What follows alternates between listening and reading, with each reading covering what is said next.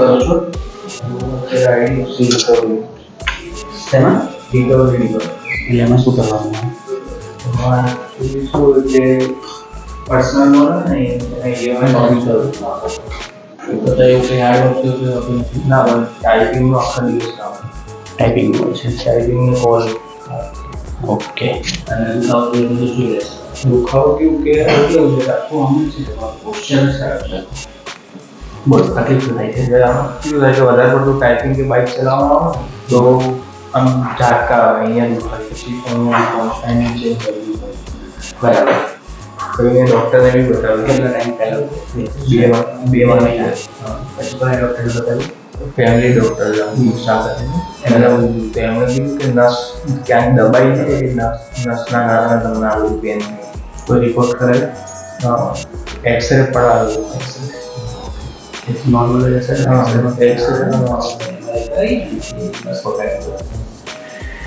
સારું. મેઇન તકલીફ શું રહેશે? બસ આ જ હાથમાં ઝંઝનાટી આવે?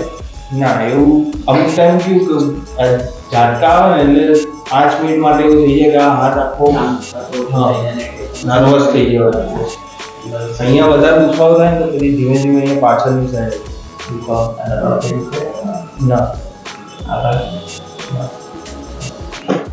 હમણાં કેવું અને પાછું શનિવારે હું ક્રિકેટ રમવા ગયો તો ત્યાં દોડથી હાથ પર આવ્યો તો અહીંયા પાછું હાથ પડ્યો એમાં તકલીફ થાય કેમ કે તમારું એક તો પોસ્ચર જ ખરાબ છે. પોસ્ચર રિલેટેડ જ આ આ લોકો પેલા બે ઓશિકા લઈને એના કારણે નસ પકડવાના ચાન્સીસ વધારે છે. કોઈ ફિઝિયોથેરાપિસ્ટ એક્સરસાઇઝ નહીં કશું જ નહીં. સૌથી પહેલાં તમારો વિડીયો એકવાર ઉપર થઈ જાઓ લાઇનમેન્ટ જોઈએ વોલેટ ને બધું કરી નાખજો.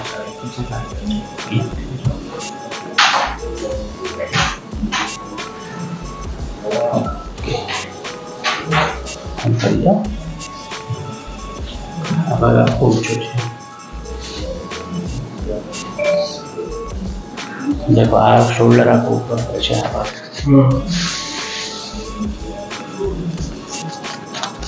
ફોરહેડ છે, શોલ્ડર આગળ છે, આખો બહુ ઊંચો છે. આ બધા પ્રોબ્લેમ છે એ બધું સોલ્વ કરવું પડે. ઓકે.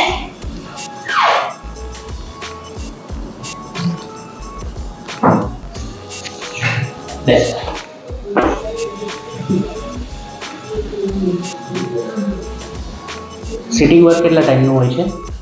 સિટિંગ વર્ક મારે 10 થી લઈને 7 સુધી.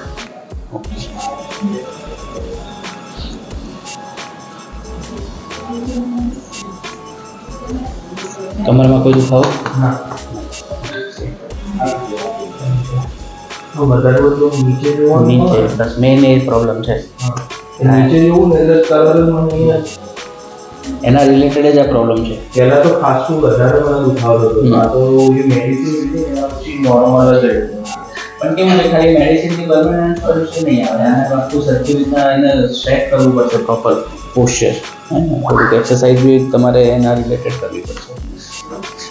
મેડિસિન લેવી જોઈએ પણ એ શરૂઆતના ફેઝમાં જ લેવી જોઈએ. પછી એના ધીરે ધીરે તમારે ફિઝિકલી એક્સરસાઇઝ કરીને સોલ્યુશન લાવવું